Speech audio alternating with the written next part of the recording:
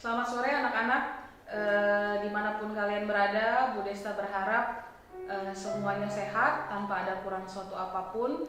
Bu Desta juga berharap meskipun kita tidak bisa merayakan Paskah tahun ini bersama-sama dalam satu komunitas SDH Kupang, tapi Bu Desta tetap bersyukur Tuhan masih berikan kita teknologi sehingga kita di tengah-tengah keterbatasan di dalam kita berkumpul, Tuhan masih memberikan kita cara untuk kita tetap bersama-sama merayakan Paskah di tahun ini. Ada begitu banyak orang di luar sana yang tahun ini tidak diberikan kesempatan untuk merayakan Paskah. Mungkin mereka memang sudah dipanggil Tuhan karena COVID, atau mungkin mereka di tempat yang tidak mumpuni untuk teknologi ada di sana. Jadi biar ini menjadi satu perenungan buat kita semua, buat kami juga, Bapak Ibu Guru, dan juga buat kalian semua yang di sana, di rumah kalian masing-masing, bahwa momen ini bukan momen wajar. Momen ini momen kasih karunia yang Tuhan berikan untuk kita boleh mengingat kembali apa yang sudah juru selamat kita kerjakan 2000 tahun yang lalu di dalam kehidupan kita masing-masing. Kita akan mulai ibadah kita di sore hari ini. Bu Desta berharap setiap daripada kalian mempersiapkan diri dengan baik, persiapkan device kalian dengan baik, persiapkan Alkitab, hati terutama dengan baik. Sebelum kita mulai ibadah kita pada sore hari ini, Bu Desta memberikan waktu kepada kalian semua untuk boleh bersaat teduh sambil Ibu Yeti dan juga Pak Jonathan menyanyikan sebuah lagu, Oh How He Loves You and Me.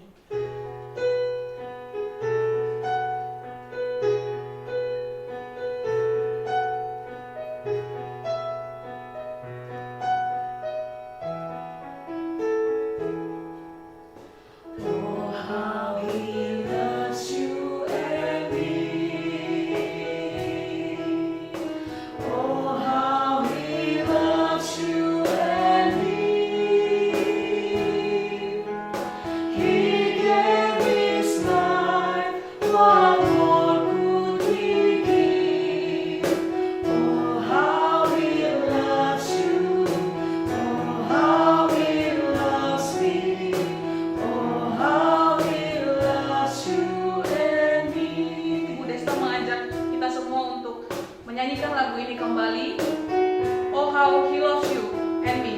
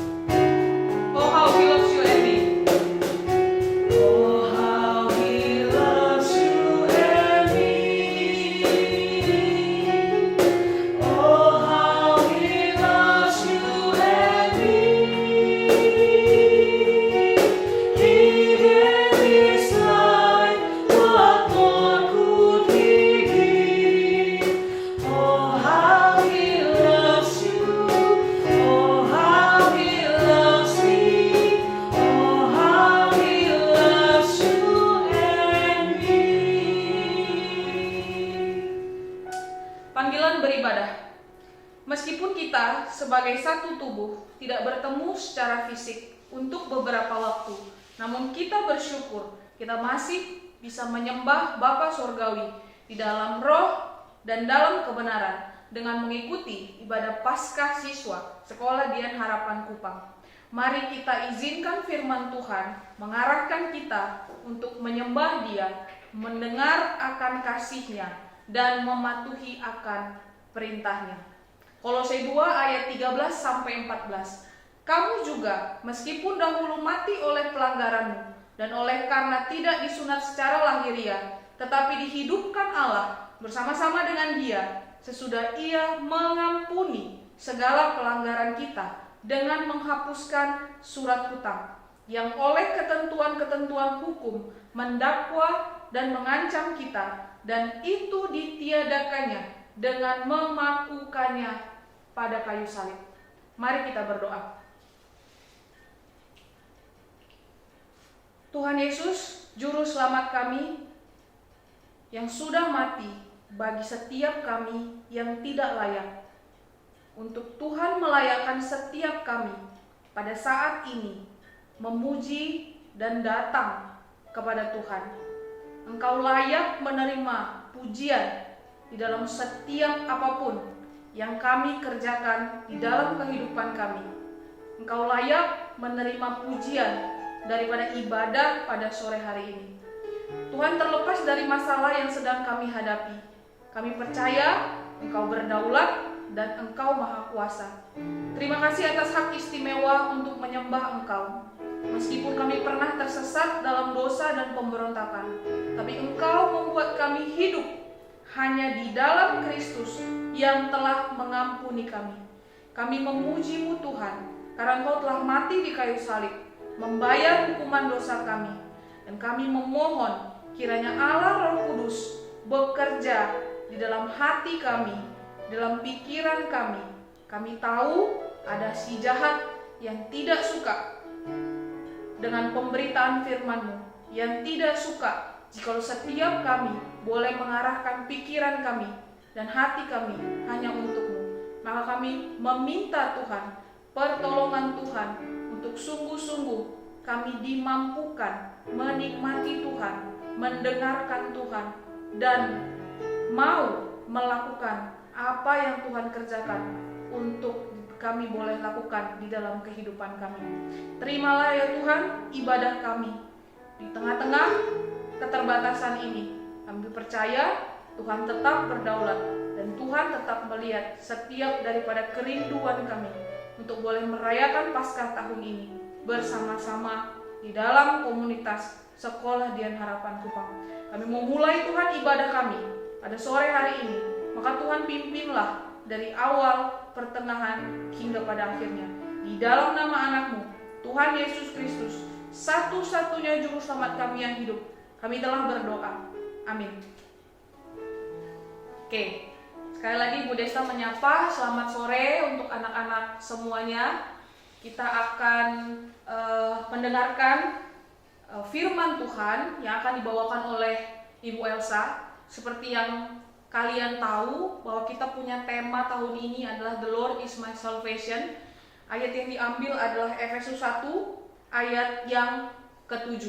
Sebelum kita mendengarkan firman Tuhan yang akan dibawakan oleh Bu Elsa, saya meminta kita semua untuk menyanyikan satu buah lagu yang judulnya juga sama dengan judul tema Paskah kita di tahun ini. Dengan sebelumnya saya membacakan sedikit ayat dari Efesus 1 ayat yang ke-4 sampai yang ke-7. Demikian firman Tuhan. Sebab di dalam Dia Allah telah memilih kita sebelum dunia dijadikan, supaya kita kudus dan tak bercacat di hadapannya. Dalam kasih Ia telah menentukan kita dari semula oleh Yesus Kristus untuk menjadi anak-anak-Nya sesuai dengan kerelaan kehendak-Nya, supaya terpujilah kasih karunia-Nya yang mulia yang dikaruniakannya kepada kita di dalam Dia yang dikasihinya. Sebab di dalam Dia dan oleh darah-Nya kita beroleh penebusan, yaitu pengampunan dosa menurut kasih karunia-Nya. Seperti bagian ini, kita semua tahu jika kita boleh menerima keselamatan, itu karena Tuhan sudah tentukan sejak semula.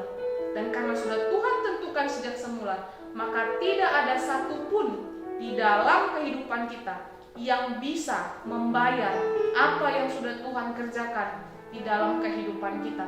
Maka benarlah lagu yang akan kita nyanyikan, The Lord is my salvation.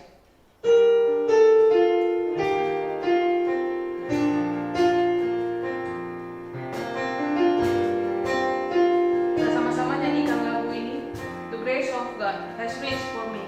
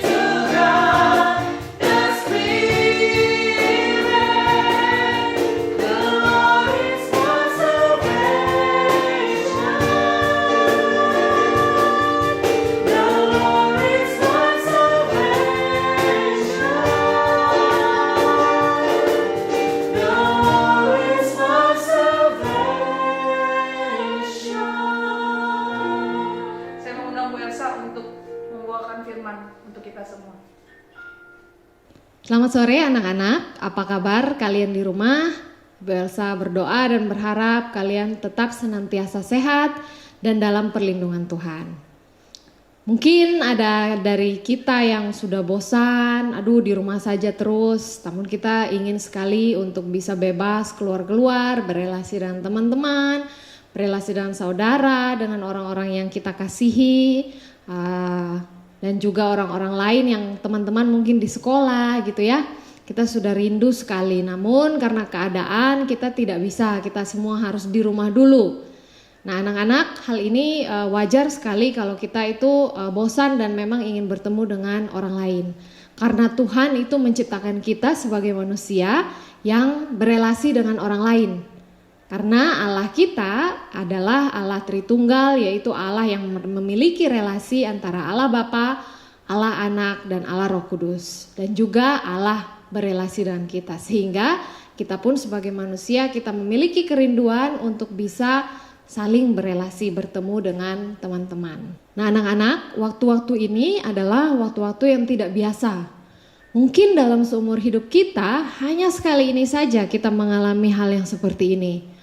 Semua sekolah ditutup dan anak-anak belajar dari rumah. Begitu pula dengan kantor-kantor, bahkan tempat-tempat ibadah. Seumur hidup kita baru satu kali ini merasakan semua yang kita lakukan itu seperti biasanya itu tidak bisa kita lakukan sebagaimana biasanya. Tapi kita lakukan dengan keadaan yang spesial, yaitu di rumah saja. Nah dengan ini kita semakin menyadari bahwa selama ini kita mendapat anugerah yang begitu besar dari Tuhan. Untuk kita bisa berkumpul dengan orang lain, bebas bepergian kemana-mana, bisa rekreasi, bisa keluar negeri mungkin, keluar kota, bertemu dengan orang-orang dengan bebas, ke mall, ke pantai. Namun sekarang semuanya terbatas. Nah kita boleh menyadari bahwa selama ini Tuhan sudah memberikan kita anugerah yang begitu besar. Namun sekarang tidak bisa lagi. Nah tetapi anak-anak kita bersyukur karena melalui hal ini juga kita jadi lebih punya banyak waktu. Untuk apa? Untuk merenungkan firman Tuhan dan untuk merenungkan kebaikan Tuhan dalam hidup kita. Karena Tuhan itu melakukan apapun pastinya untuk supaya kita itu bisa semakin memiliki relasi yang kuat dengan Dia.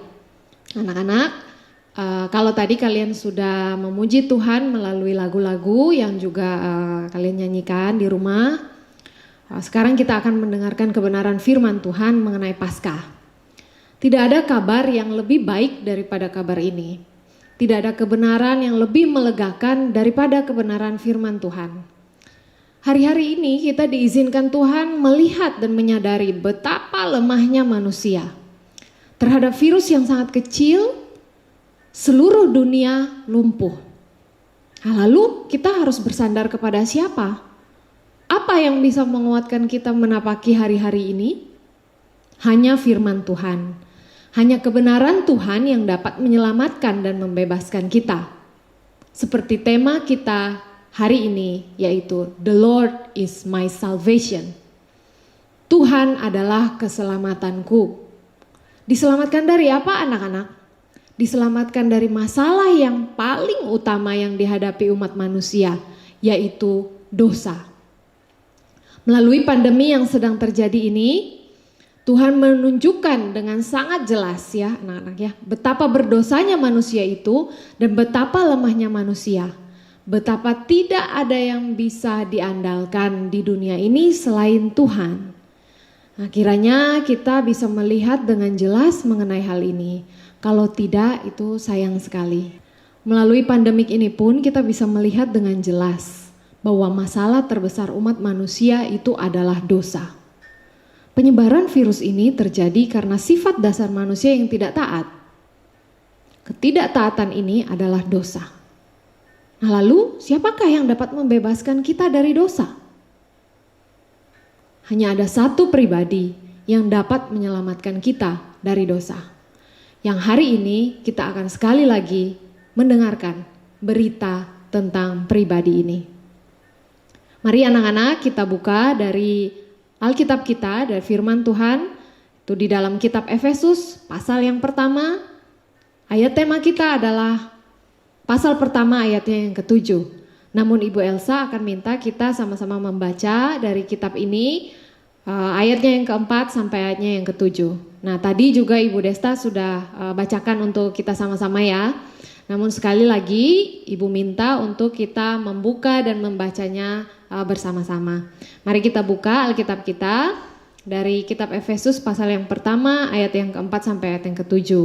Ibu akan baca dari sini dan anak-anak akan mengikuti di rumah membaca juga. Sekali lagi dari Efesus pasal yang pertama ayat yang keempat sampai ayat yang ketujuh.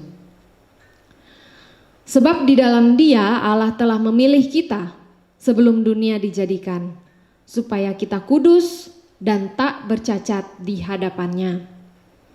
Dalam kasih, Ia telah menentukan kita dari semula oleh Yesus Kristus untuk menjadi anak-anak-Nya, sesuai dengan kerelaan kehendak-Nya, supaya terpujilah kasih karunia-Nya yang mulia, yang dikaruniakannya kepada kita di dalam Dia yang dikasihinya. Sebab di dalam Dia dan oleh darah-Nya kita beroleh penebusan, yaitu pengampunan dosa, menurut kekayaan kasih karunia-Nya. Demikianlah firman Tuhan yang akan menerangi kita di dalam perenungan pada sore hari ini. Nah, anak-anak, Ibu Elsa mau tanya, apakah kalian pernah melakukan kesalahan kepada seseorang? Lebih spesifik lagi, kesalahan ini kepada orang yang kamu tahu betul-betul sangat mengasihimu. Tetapi di saat yang sama, orang ini yang kamu lakukan kesalahan ini adalah juga orang yang sangat kamu segani. Artinya, kamu tahu orang ini betul-betul mengasihimu, tapi di saat yang sama kamu tahu kalau kamu melakukan salah, maka orang ini pasti akan marah. Misalnya orang tua kita, atau mungkin guru kita, atau mungkin orang-orang terdekat kita, saudara kita, kakak atau adik kita, atau mungkin di sekolah kita punya pelatih basket, atau mungkin pelatih dance, atau mungkin teman-teman kita yang kita tahu begitu mengasihi kita. Nah, bagaimana anak-anak? Kalau kalian melakukan kesalahan terhadap orang ini, kira-kira apa yang kalian rasakan di dalam hati? Pastinya ada ketidaknyamanan, bukan? Pastinya kita rasanya tidak nyaman ketika kita itu melakukan kesalahan kepada orang ini. Kayaknya ingin sekali dalam hati tuh pengen, bukan saya yang salah kok. Kita mulai cari alasan. Pokoknya yang penting bukan saya yang salah. Tapi di satu sisi kita juga, kalau kita tahu bahwa kita salah, itu kita ingin sekali dimaafkan tanpa dihukum. Kita tidak mau untuk dihukum, tapi kita maunya dimaafkan.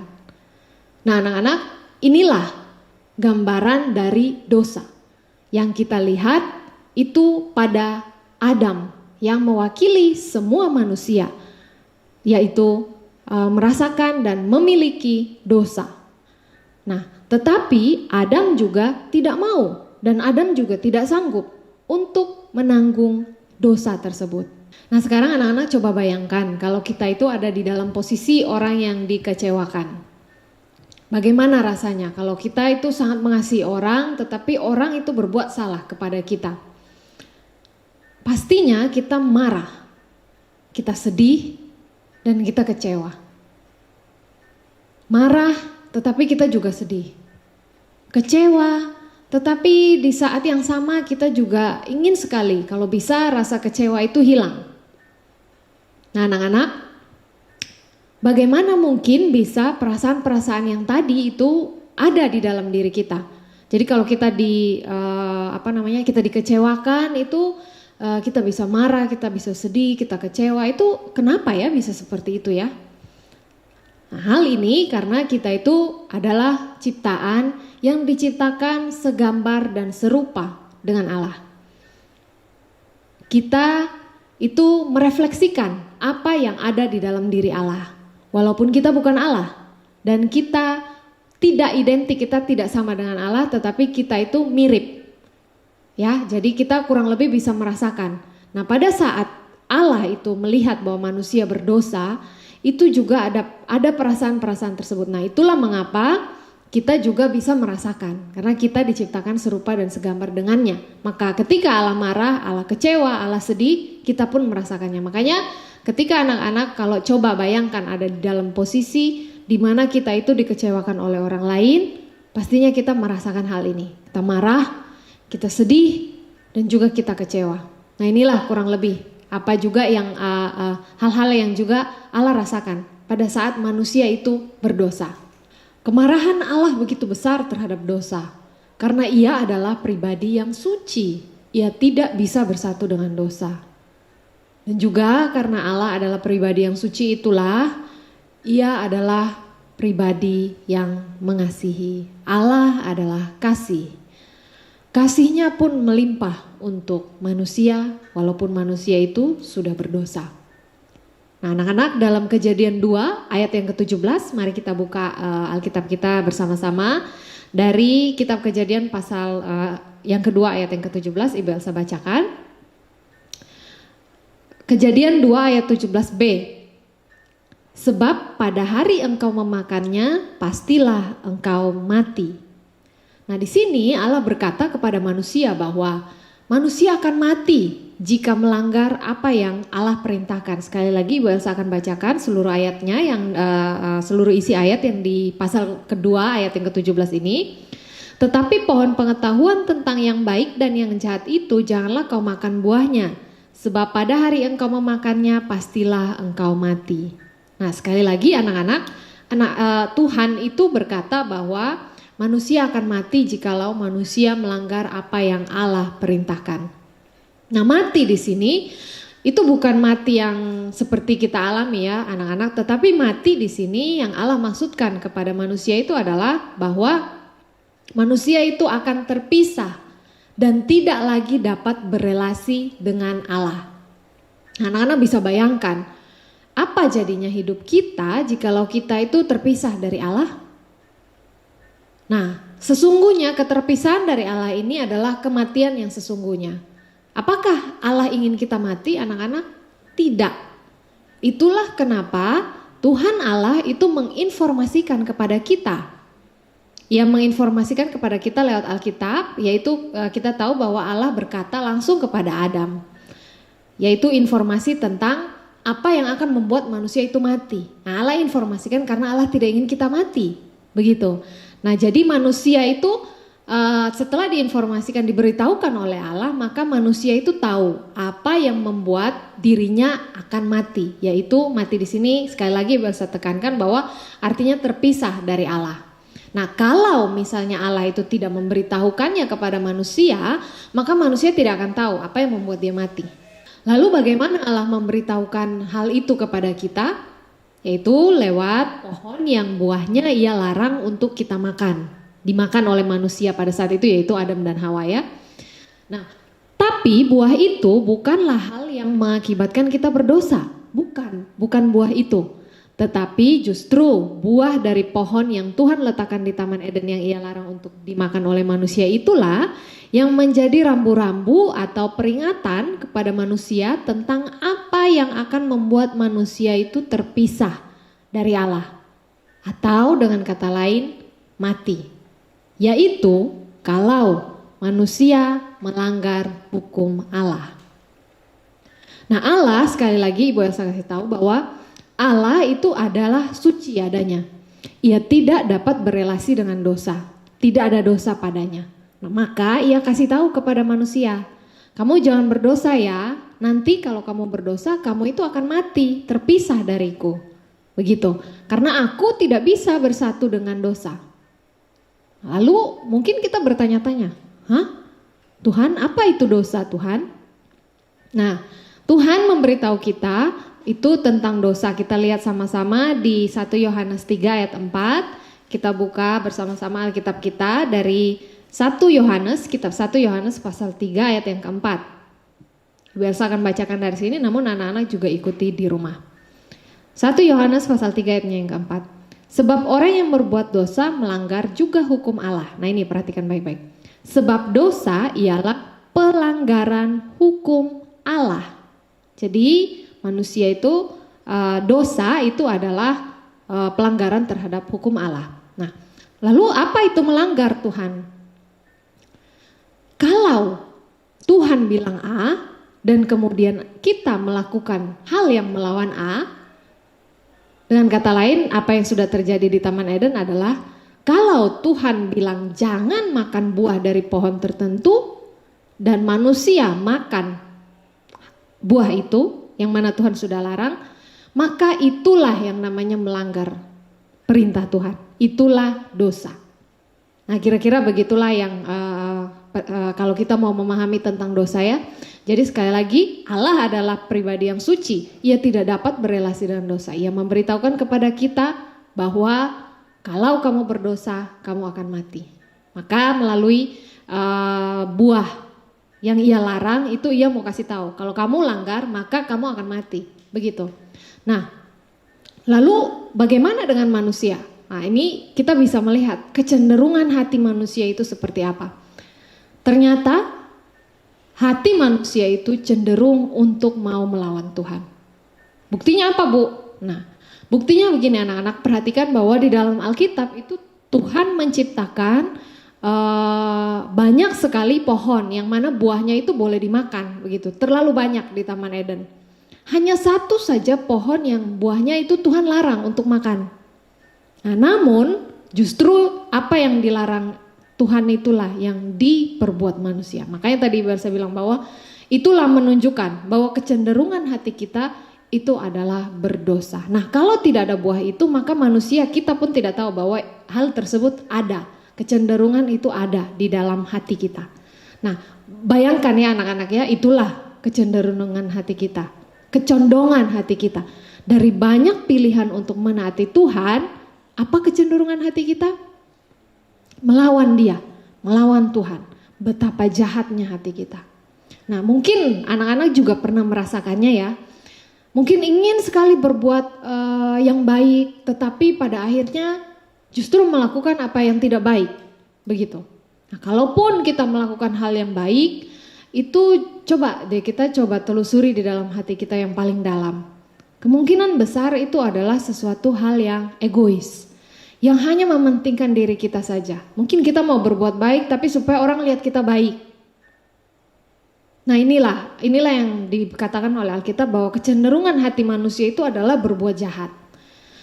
Mungkin kita ingin berbuat baik tapi ya sebenarnya sesuatu yang mungkin adalah sebenarnya kepentingan kita sendiri. Hanya ingin kita dikenal baik, tetapi bukan untuk supaya Tuhan itu dipermuliakan. Nah, bagaimana ini kalau kita punya kecenderungan yang sangat berdosa ini?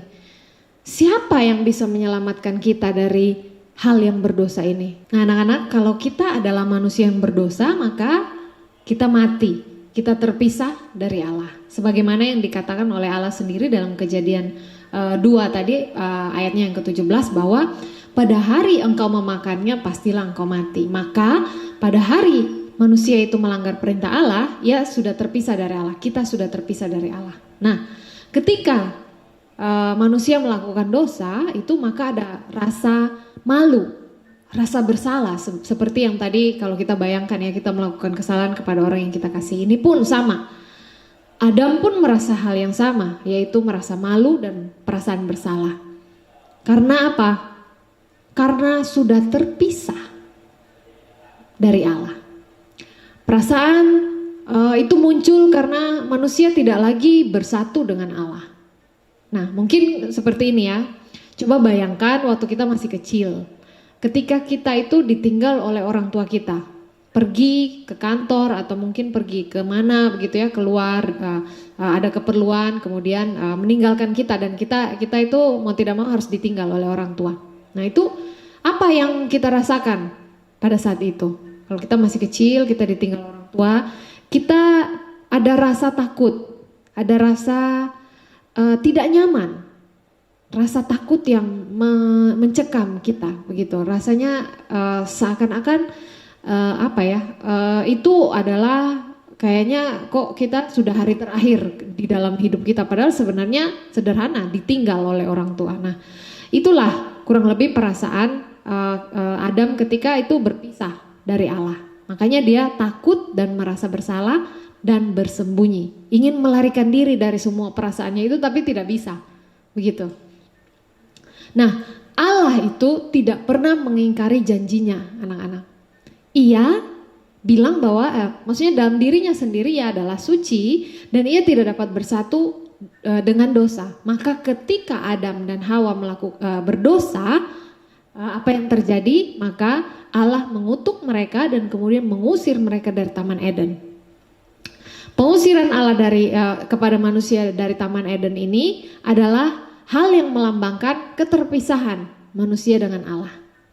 Nah, namun sekali lagi Allah adalah Allah yang kasih. Manusia tidak taat, tetapi Allah mengasihi manusia. Nah, tapi bagaimana ini? Kan manusia sudah berdosa, tapi Allah mengasihi manusia.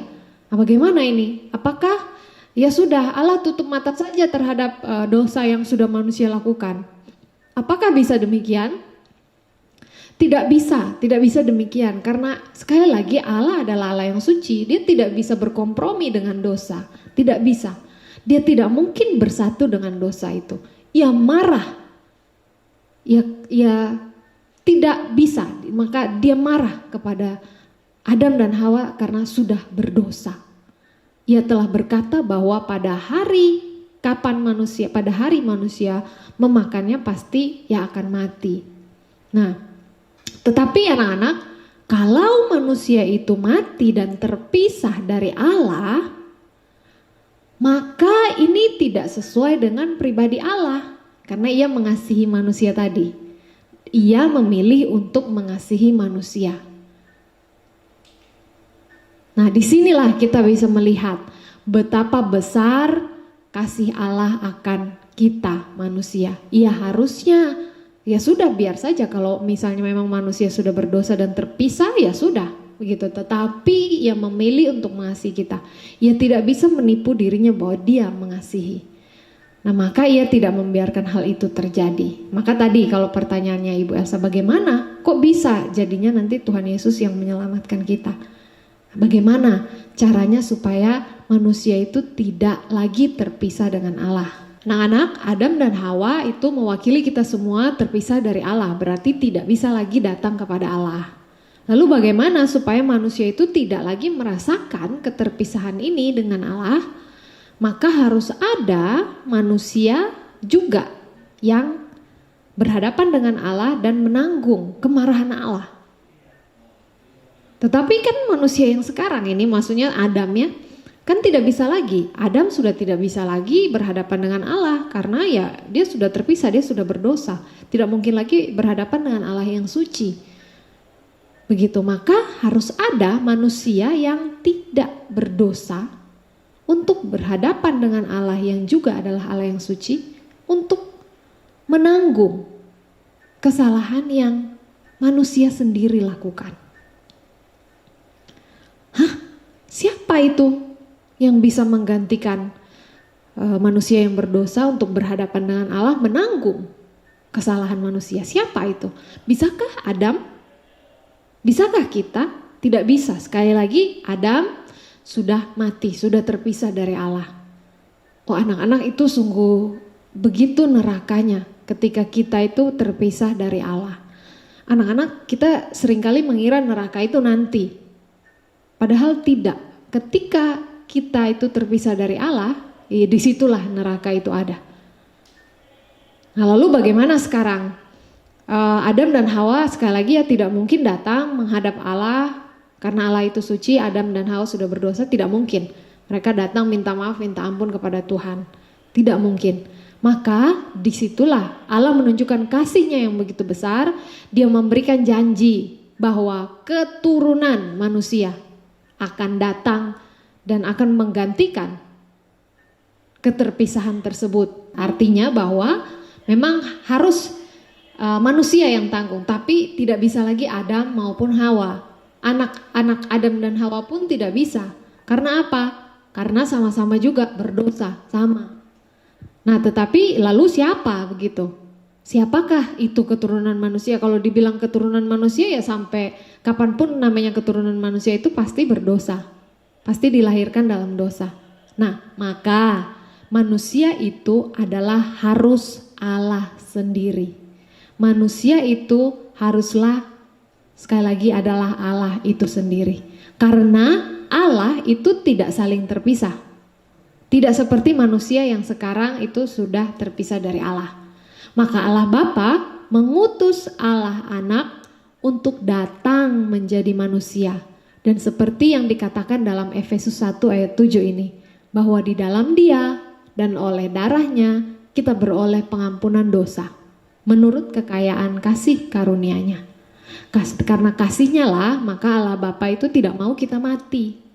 Maka manusia lain yang dikandung oleh manusia tetapi adalah juga di saat yang sama adalah Allah, itulah yang harus menanggung keterpisahan itu.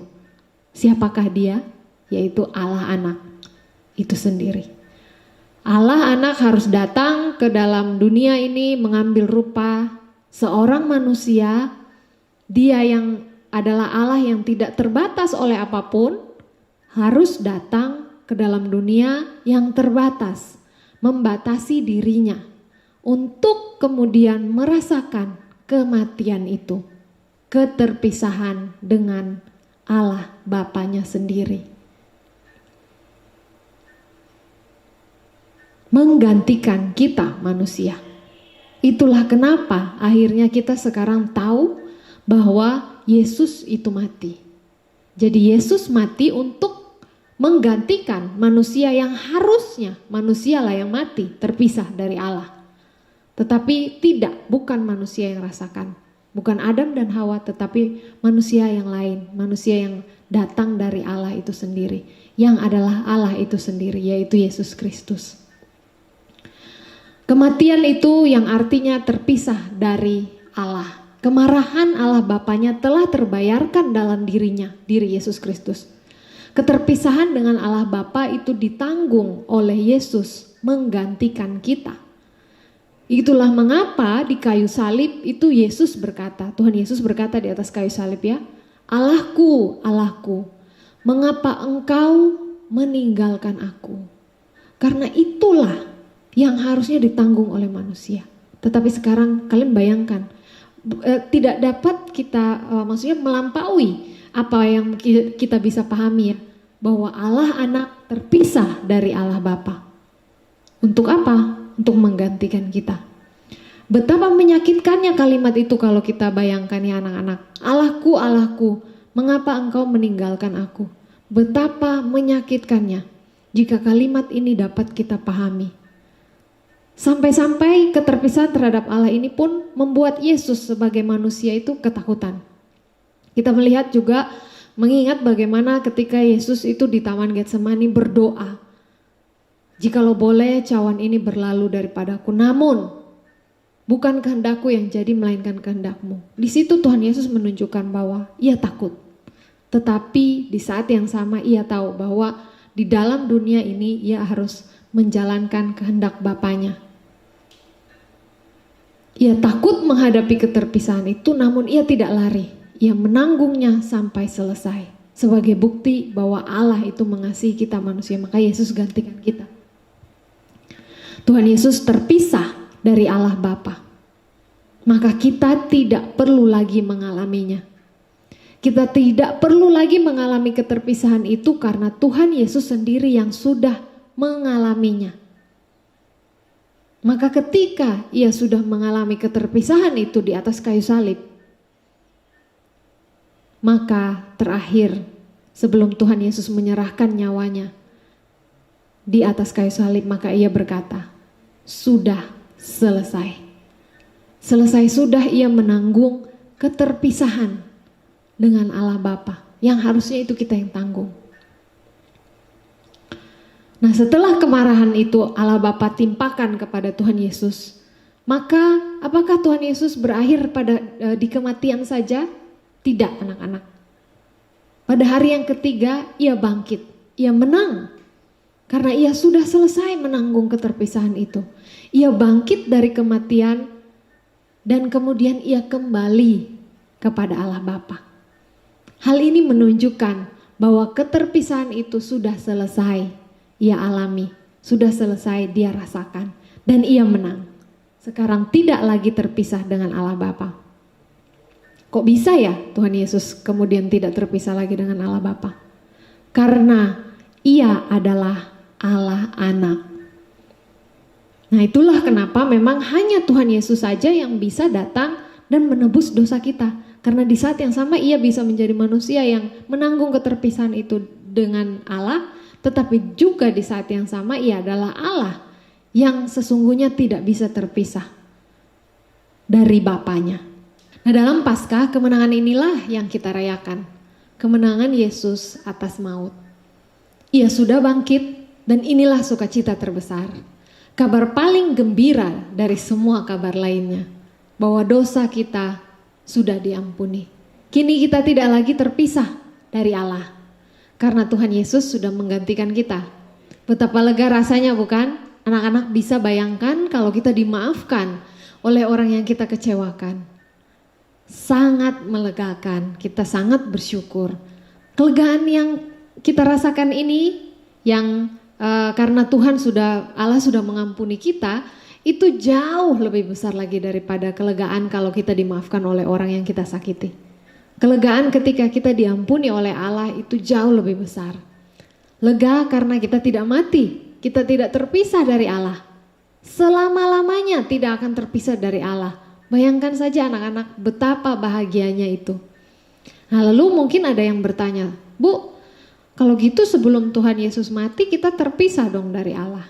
Nah, anak-anak, Tuhan Yesus itu dari awal Allah, ketika Allah menjanjikannya, maka Allah sudah melihat kesalahan kita ini ditimpakan kepada Tuhan Yesus. Maka di dalam perjanjian lama pun, kalau anak-anak search dengan kata kunci The Lord is my salvation, itu anak-anak bisa temukan di dalam kitab Mazmur, di dalam kitab Yesaya. Mereka yang hidup di dalam perjanjian lama itu pun juga sudah melihat bahwa dengan iman melihat bahwa Yesus Kristus mati menggantikan kita untuk terpisah dari Allah, menggantikan kita terpisah dari Allah. Maka orang-orang yang ada di dalam zaman perjanjian lama sebelum Tuhan Yesus datang ke dalam dunia pun itu sudah beriman kepada Tuhan Yesus. Maka mereka pun ada di dalam keselamatan ini karena mereka percaya kepada Tuhan Yesus yang akan datang. Kalau kita hari ini, kita sudah melihat, kita tidak melihatnya secara langsung, tetapi kita membacanya melalui Alkitab, dan kisah ini sungguh-sungguh terjadi anak-anak. Bahwa Tuhan Yesus mati di kayu salib, menggantikan kita untuk terpisah dari Allah, dan kemudian bangkit. Itulah yang kita rayakan pada hari Paskah ini. Nah, lalu sekarang kalau Ibu bisa tanya kepada kalian ya, adakah lagi kita mau mengecewakan Dia? Jawabannya adalah tidak. Maka seharusnya kita sekarang melakukan apa yang menjadi kemauan Allah. Karena kita begitu bersuka cita merasakan kasih-Nya yang begitu besar. Kita dikasihinya, maka kita ingin menyenangkan hatinya. Kalau kita dapat memahami kasih orang lain kepada kita, adakah lagi kita mau menyakiti hatinya? Pastinya kita akan terus berusaha untuk tidak menyakiti hatinya, bukan? Kalau kita tidak melakukan apa yang Ia mau, maka kemungkinan besar kita belum memahami bahwa orang itu mengasihi kita. Nah, mungkin tapi ada yang juga mempertanyakan ya, bertanya-tanya mungkin, Bu, tapi saya ini tidak bisa loh berbuat baik kayak tadi ya, maksudnya karena sudah ada natur dosa dalam diri kita, kita merasa bahwa tiap kali saya melakukan apa yang baik kok kayaknya itu jahat. Ya memang itu adalah kecenderungan kita, anak-anak membuktikan bahwa kita berdosa. Tetapi jikalau kita adalah anak-anak Allah, itu kita itu dimampukan oleh Allah untuk melakukan hal-hal yang baik. Nah, karena apa? Karena kita sudah merasakan kasih Allah. Maka ketika kita merasakan kasih Allah, kita dimampukan olehnya untuk dapat melakukan hal-hal yang menyenangkan hatinya. Ya pastinya kita punya kecenderungan untuk melakukan hal yang tidak baik, tetapi dengan satu kesadaran yang diberikan oleh Allah sendiri bahwa Dia sudah mengasihi kita, maka dengan kesadaran itu kita akhirnya dimampukan untuk berbuat hal-hal yang menyenangkan hatinya. Nah, lalu kemudian mungkin juga kita bertanya, Ibu, bagaimana keselamatan itu bisa saya dapatkan? Bagaimana keselamatan itu bisa terjadi di dalam hidup saya? Bagaimana saya bisa diperdamaikan dengan Allah? Nah, sekali lagi mari kita baca dari ayat tema kita pada hari ini dalam Paskah ini, yaitu dari kitab Efesus pasal yang pertama ayat yang ke-7. Kita baca sekali lagi anak-anak. Sebab di dalam Dia dan oleh darahnya kita beroleh penebusan, yaitu pengampunan dosa menurut kekayaan kasih karunia-Nya. Pengampunan dosa adalah murni inisiatif Allah, kemauan Allah, keinginan Allah dalam kesadaran dan kerelaannya untuk menjangkau kita manusia yang berdosa. Dan melalui ayat ini kita tahu bahwa hanya di dalam Kristus dan oleh darahnya sajalah itu kita bisa mendapatkan penebusan. Nah anak-anak, menebus itu berarti membeli dan membebaskan dengan membayar sejumlah harga. Kalau dalam konteks kitab Efesus ini yang terjadi pada zaman masa kerajaan Romawi ya, itu pada saat itu ada kira-kira 6 juta budak ya dalam kekaisaran Romawi. Dan mereka itu, budak-budak ini itu sering diperjualbelikan. Jadi mereka dijual, kemudian ada orang yang punya uang itu membeli mereka. Itu tindakan jual beli budak ini seperti kita tuh membeli perabot rumah tangga, menjual beli perabot rumah tangga. Nah, di zaman itu ada orang yang bisa membeli budak tersebut dan kemudian kalau budak itu sudah dibeli maka statusnya bebas. Begitu. Nah, inilah yang dilakukan Kristus bagi kita. Harganya apa? Harganya adalah darahnya sendiri. Kita baca dari kitab 1 Petrus 1 ayat 18 sampai 19. 1 Petrus 1 ayat yang ke-18 dan 19. Nah, anak apakah sudah mendapatkannya? Sekali lagi 1 Petrus pasalnya yang pertama ayat 18 dan 19. Ibu Elsa akan bacakan. Sebab kamu tahu bahwa kamu telah ditebus dari cara hidupmu yang sia-sia, yang kamu warisi dari nenek moyangmu, itu bukan dengan barang yang fana, bukan pula dengan perak atau emas, melainkan dengan darah yang mahal, yaitu darah Kristus, yang sama seperti darah anak domba, yang tak bernoda dan tak bercacat. Jadi Yesus membayar kita dengan harga yang mahal, yaitu darahnya sendiri. Dan Yesus jelas membayar dosa kita itu kepada Allah, bukan kepada setan. Mungkin kita sebagai orang Kristen itu sering salah pemahaman ya dalam hal ini. Kita mungkin menganggap Tuhan Yesus itu kematiannya itu menebus kita dari setan. Padahal yang benar adalah Tuhan Yesus menebus kita dari Allah Bapa, sehingga melalui kematiannya itu murka Allah, kemarahan Allah itu dihentikan. Oh, ini berarti apakah Allah Bapa itu jahat sehingga memperlakukan kita, menahan kita, menawan kita seperti budak? Tidak, anak-anak.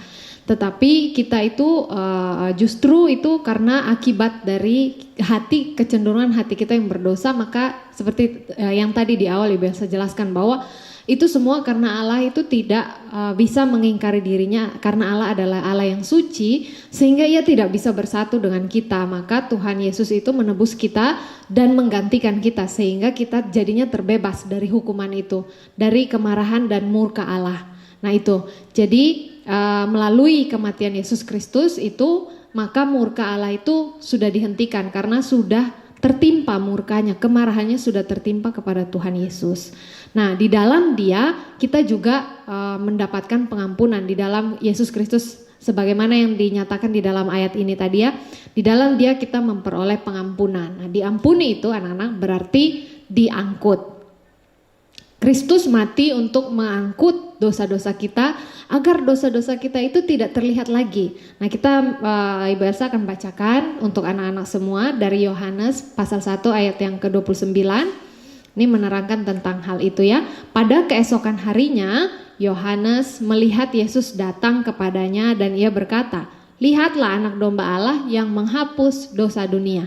Jadi Yesus Kristus datang itu untuk menghapus dosa-dosa kita, sehingga dosa-dosa kita itu tidak terlihat lagi oleh Allah Bapa. Yang terlihat apa? Yang mata Allah itu melihat kepada Yesus Kristus, sehingga pada saat itu Allah Bapa menghukum Yesus Kristus, bukan kita. Nah, maka Tuhan Yesus datang untuk menghapus dosa-dosa kita. Tidak ada lagi tuduhan terhadap kita karena dosa-dosa kita telah dihapuskan. Dosa yang tadinya menjadikan seseorang menjadi miskin, menjadi terpisah dari Allah, Tetapi karena kasih karunia itu telah dilimpahkan kepada kita, maka kita itu menerimanya. Maka kita yang menerimanya di dalam kekayaan anugerah Tuhan itu menjadi kaya dalam segala hikmat dan pengertian. Dan melalui penebusan Yesus Kristus ini, kita yang ditebusnya itu dapat memahami betapa agungnya kasih Kristus yang diberikan kepada orang percaya. Nah, lalu balik lagi ke pertanyaan tadi, bagaimana keselamatan itu bisa saya dapatkan? Bagaimana keselamatan itu bisa terjadi dalam hidup saya? Bagaimana saya bisa diperdamaikan dengan Allah? Sebagaimana saya ingatkan kembali bahwa ayat tema kita berkata bahwa sebab di dalam Dia. Sebab di dalam Dia. Nah, lalu pertanyaan lagi, bagaimana kita bisa berada di dalam Dia? Ingat anak-anak, coba kita lihat kembali ya Efesus 1 ayat 7 itu tadi. Efesus 1 ayat yang ke-7 tadi berkata bahwa sebab di dalam Dia ya, maka kita dapat beroleh penebusan kalau kita di dalam Dia. Nah, sekarang pertanyaannya, bagaimana kita bisa berada di dalam Dia? Kita balik lihat ayat yang kelima. Dalam kasih, Ia telah menentukan kita dari semula. Ia telah menentukan kita dari semula. Maka ingat bahwa ini bukan atas inisiatif kita. Bukan kita yang berinisiatif. Allah lah yang telah memilih kita. Di ayat 5 ini jelas ya. Dalam kasih, Ia telah menentukan kita dari semula. Dari semula, Ia telah menentukan kita. Telah memilih kita. Kita tidak bisa dengan kerelaan kita sendiri menjadi ada di dalam Dia. Semuanya itu dari Tuhan. Terus Ibu, kalau misalnya saya mau berada di dalam Tuhan Yesus tapi Allah tidak mau, bagaimana? Nah, pertanyaannya dibalik justru anak-anak. Bagaimana mungkin kita bisa punya keinginan untuk berada dalam Kristus kalau hal itu tidak dikehendaki oleh Allah? Karena sekali lagi, kalau Allah tidak menghendaki, pasti tidak mungkin di dalam hati kita itu ingin berada di dalam Kristus. Maka kalau anak-anak punya keinginan, punya kemauan untuk berada di dalam Kristus, itu pasti kehendak Allah. Itu pasti Allah yang bekerja dalam hati kita sehingga kita memiliki kerinduan untuk berada di dalam Kristus. Kerinduan kita untuk percaya kepada Kristus itu pasti adalah pekerjaan Allah. Karena kita tidak mungkin, kalau pekerjaan manusia pasti tidak mungkin. Karena manusia itu tidak punya keinginan untuk bersama-sama dengan Allah. Gitu. Jadi Allah Bapa bekerja dalam hati kita sehingga kita mau percaya kepada Tuhan Yesus Kristus. Nah, kalau kita ingat kembali hafalan yang biasa kita hafalkan di sekolah minggu atau di gereja itu di dalam Yohanes 3 ayat 16 itu berkata bahwa karena begitu besar kasih Allah akan dunia ini sehingga Ia telah mengaruniakan anaknya yang tunggal supaya setiap orang yang percaya kepadanya, setiap orang yang percaya kepadanya itu tidak binasa, melainkan beroleh hidup yang kekal. Hari ini kalau hatimu digerakkan untuk mau ada di dalam Kristus, untuk mau menerima Kristus, maka bukalah hatimu, terimalah Dia sebagai Tuhan dan Juru Selamatmu. Percayalah bahwa Dialah satu-satunya pribadi yang bisa, yang sanggup, yang mampu menebus kita dari dosa.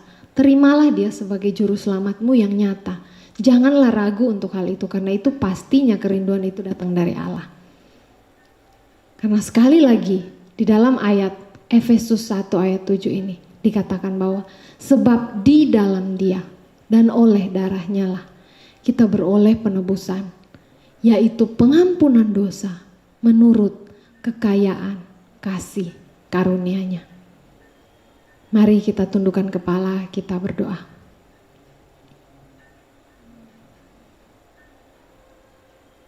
Bapa di surga, hamba-Mu bersyukur, berterima kasih. Tuhan yang adalah Allah kami yang hidup, yang begitu besar, begitu mulia, yang tidak bisa berinteraksi dengan dosa, tetap mau memahami kami orang-orang berdosa, mau memahami bahwa walaupun kami itu terpisah dari Tuhan, tetapi Tuhan mengerti bahwa kami sesungguhnya mati. Dan Tuhan begitu mengasihi kami sehingga Engkau mengutus anak-Mu yang tunggal, Tuhan Yesus Kristus. Kami bersyukur bahwa Tuhan Yesus mati di kayu salib dan bangkit, yang mana pada hari ini kami boleh rayakan di dalam Paskah, yaitu Yesus Kristus bangkit dari kematian. Kami bersyukur bahwa di dalam itu semua iman kami hidup dan iman kami nyata, bahwa Engkau sanggup membebaskan kami dari dosa. Terima kasih untuk penebusan anak-Mu Yesus Kristus, sehingga kami boleh diperdamaikan dengan Engkau kembali. Kami tidak mengalami kematian itu, walaupun seharusnya itulah yang kami alami. Tetapi kematian itu dialami oleh Tuhan Yesus. Walaupun nanti tubuh kami mungkin akan mati, tetapi sesungguhnya jiwa kami terus hidup karena kami sudah ditebus oleh darah Kristus yang mahal. Tuhan, berkatilah untuk setiap anak-anak yang mendengarkan firman Tuhan pada sore hari ini. Hamba-Mu berdoa untuk setiap pendengar. Tuhan kiranya memberkati mereka masing-masing, sehingga melalui pendengaran akan firman Tuhan ini, melalui kebenaran yang dibukakan oleh Allah Roh Kudus kepada setiap hati mereka, mereka boleh melihat kemuliaan Kristus yang begitu besar dan begitu mulia, sehingga masing-masing hati mereka Tuhan boleh lembutkan untuk menerima Yesus Kristus sebagai Tuhan dan Juru Selamat. Dan biarlah melalui penerimaan akan Juru Selamat Yesus Kristus di dalam hati mereka masing-masing, mereka boleh memiliki hidup yang berarti, yang digerakkan oleh kasih-Mu untuk bisa melakukan hal-hal yang baik, hal-hal yang mulia, hal-hal yang menyukakan hati Tuhan, karena mereka sudah terlebih dahulu merasakan, menerima kasih Kristus itu. Tuhan, di dalam apa yang sedang kami rasakan juga sekarang, di tengah-tengah kondisi yang tidak nyaman, yang lain sekali daripada yang biasanya di dalam hidup kami boleh terus Tuhan ingatkan untuk bertekun di dalam doa, membaca firman Tuhan, sehingga kami boleh memiliki relasi yang semakin hari semakin indah bersama-sama dengan Engkau ya Tuhan melalui keadaan ini. Tapi kami juga mau berdoa untuk setiap orang, untuk orang-orang, untuk dokter-dokter, tenaga-tenaga kesehatan yang sedang berjuang, juga untuk setiap pemerintah. Tuhan tolong berikan hikmat dan kekuatan bagi mereka.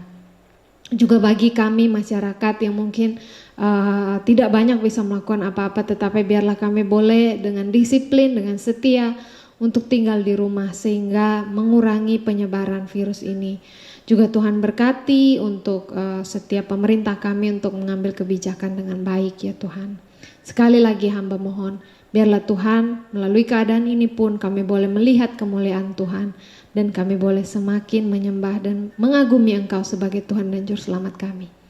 Ibadah Paskah ini sudah selesai ya Tuhan, tetapi biarlah firman-Mu terus berkata-kata di dalam hati anak-anak, di dalam hati setiap kami yang mendengar, supaya hati kami terus terkait kepadamu ya Tuhan. Sisa hari kami serahkan ke dalam tangan-Mu, dan juga esok hari juga perayaan Paskah kami yang akan kami mungkin sekalian rayakan di rumah.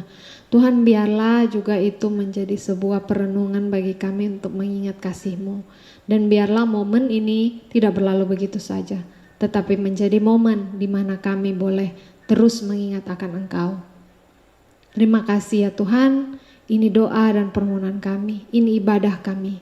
Kiranya Tuhan boleh menerimanya dan hati-Mu boleh disukakan. Ampuni salah dan dosa kami, mungkin yang kami perbuat baik itu dengan sengaja maupun tidak ketika kami beribadah ini.